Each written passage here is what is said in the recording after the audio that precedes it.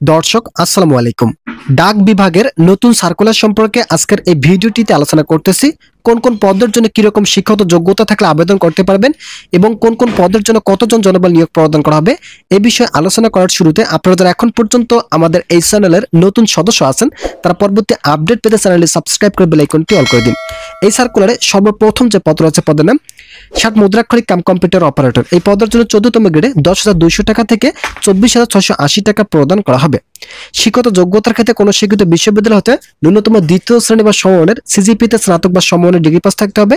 ষাটলিপিতে ইংরেজিতে ও বাংলায় প্রতি মিনিটে ন্যূনতম গতি যথাক্রমে 80 ও 60 শব্দ এবং কম্পিউটার ব্যবহার সংক্রান্ত ওয়ার্ড প্রসেসিং ও ডাটা এন্ট্রি টাইপিং সহ ইত্যাদি ক্ষেত্রে ইংরেজিতে বাংলায় প্রতি মিনিটে ন্যূনতম গতি যথাক্রমে 30 ও 25 শব্দের গতি থাকতে হবে। বাংলাদেশের প্রতিটি জেলা থেকেই এই সার্কুলারে মূলত এই যে পদগুলো দেখতে পারতেছেন প্রতিটি পদের জন্য আবেদন করার সুযোগ থাকছে। দ্বিতীয় নম্বর যে পত্র আছে পদের নাম PLI অ্যাকাউন্টেন্ট। এই পদের জন্য 14তম গ্রেড জনবল নিয়োগ প্রদান করা হবে। শিক্ষাগত যোগ্যতার ক্ষেত্রে কোনো স্বীকৃত বিশ্ববিদ্যালয় হতে স্নাতক বা সমমানের ডিগ্রি পাস থাকতে হবে। তৃতীয় নম্বর যে পত্র আছে পদের নাম PLI অ্যাকাউন্টেন্ট ফিল্ড। এই পদের জন্য 15তম গ্রেডে বেতন প্রতি মাসে 9,700 টাকা থেকে 23,490 টাকা প্রদান করা হবে। শিক্ষাগত যোগ্যতার ক্ষেত্রে অবশ্যই HSC পাস থাকতে হবে। চতুর্থ নম্বর যে পত্র আছে পদের নাম ড্রাইভার। হালকা ড্রাইভার পদে জনবল নিয়োগ প্রদান করা হবে এবং গ্রেড সংখ্যা 16। শিক্ষাগত যোগ্যতার ক্ষেত্রে কোনো শিক্ষিত বোর্ড হতে মাধ্যমিক স্কুল সার্টিফিকেট মূলত SSC পাস থাকলেই আবেদন করতে পারবেন। হালকা গাড়ি চালানোর বৈধ ড্রাইভিং লাইসেন্স থাকতে হবে। কমপক্ষে 2 বছর কাজের বাস্তব অভিজ্ঞতা থাকতে হবে এবং 16তম গ্রেডে বেতন প্রতি মাসে 9,300 টাকা থেকে 22,490 টাকা প্রদান করা হবে। ভিডিওটির এই মুহূর্ত পর্যন্ত এসেও আপনারা যারা এখন পর্যন্ত আমাদের এই চ্যানেলের নতুন সদস্য আছেন তারা পরবর্তী আপডেট পেতে চ্যানেলটি সাবস্ক্রাইব করে বেল আইকনটি অল করে দিন। পঞ্চম নম্বর যে পদ আছে পদের নাম কম্পিউটার মুদ্রাক্ষরিক টাইপিস্ট। এই পদের জন্য 16তম গ্রেডে জনবল নিয়োগ প্রদান করা হবে। শিক্ষাগত যোগ্যতার ক্ষেত্রে অবশ্যই HSC পাস থাকতে হবে। এছাড়াও ওয়ার্ড প্রসেসিং, ডাটা এন্ট্রি ও টাইপিং ইত্যাদি ক্ষেত্রে ইংরেজি ও বাংলায় প্রতি মিনিটে ন্যূনতম গতি যথাক্রমে 20 শব্দের গতি থাকলেই আবেদন করার সুযোগ থাকছে।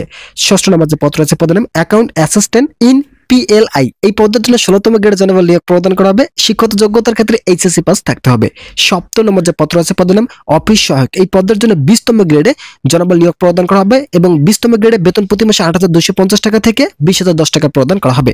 শিক্ষাগত যোগ্যতার ক্ষেত্রে কোনো শিক্ষিত বোর্ড হতে মাধ্যমিক স্কুল সার্টিফিকেট বা সমমান পরীক্ষা উত্তীর্ণ পাস থাকলেই এই সার্কুলারে আবেদন করার সুযোগ থাকছে। মূলত এই পদের জন্য শুধুমাত্র SSC পাস থাকলে আবেদন করতে পারবেন। অষ্টম নম্বর যে পত্র আছে পদের নাম পরিচ্ছন্নতা কর্মী সুইপার। মূলত সুইপার পদে জনবল নিয়োগ প্রদান করা হবে যেখানে আপনাদের শিক্ষাগত যোগ্যতা 8ম শ্রেণী চাওয়া রয়েছে।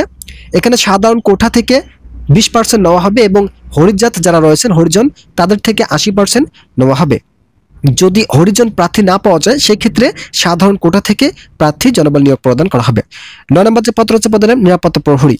এই পদের জন্য যারা আবেদন করবেন তাদের শিক্ষাগত যোগ্যতা 8ম শ্রেণী পাস থাকতে হবে এবং শারীরিক গঠন ভালো থাকতে হবে। তো বন্ধুরা আপনারা যারা এই সার্কুলার আবেদন করবেন আবেদনটি সম্পূর্ণ করে ফেলুন। আজকের এই ভিডিওটি পর্যন্ত আশা করি ভিডিওটি থেকে অনেক উপকার পেয়েছেন। যদি উপকার পেয়ে থাকেন তাহলে অবশ্যই চ্যানেলটি সাবস্ক্রাইব করে বেল আইকনটি অল করে দিন।